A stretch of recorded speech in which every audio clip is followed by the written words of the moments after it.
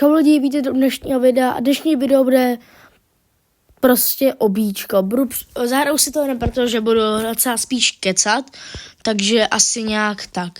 Chtěl bych se bavit o tom, co bych měl točit. Napište mi do komentářů, třeba jestli bych měl točit nějaký styl hry, třeba jestli mám točit Roblox, nebo jestli mám zkusit nějaký Rage Push v Brawl Stars, nebo jestli mám zkusit třeba nějakou úplně jinou hru, která třeba není vůbec známá, jako třeba teďka ta světová válka, která teďka vybouchla, nebo třeba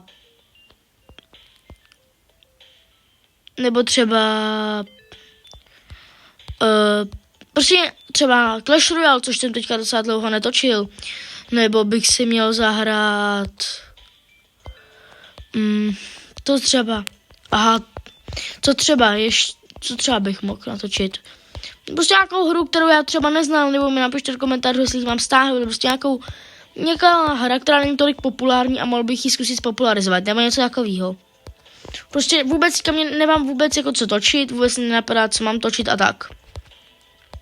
Asi nějak tak. A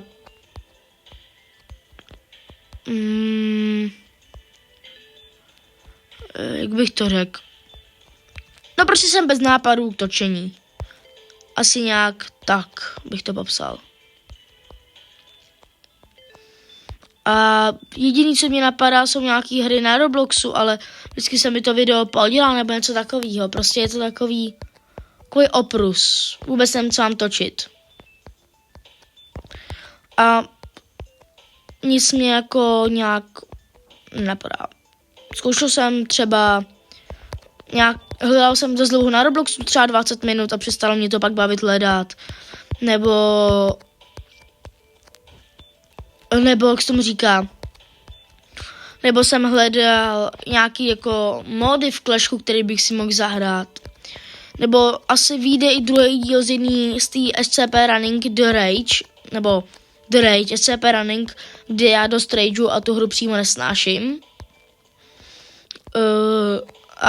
Ale musel bych to udělat tak, že bych se dostal do 4. stage bez vás.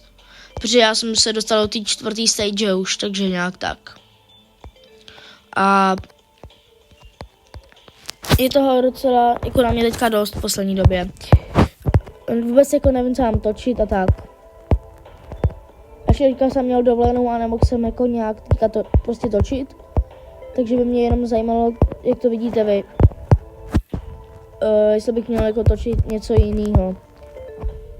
Nějaký jiný obsah, nebo vás tady ten obsah baví, nebo prostě už jako nějak mi dochází nápady. Už vím při tom mluvení na vás mě napadlo pár jako nápadů, takže až dodělám tady to, tak vám se rozloučíme, lidi, tohle bude asi z dnešního videa všechno, takže čus.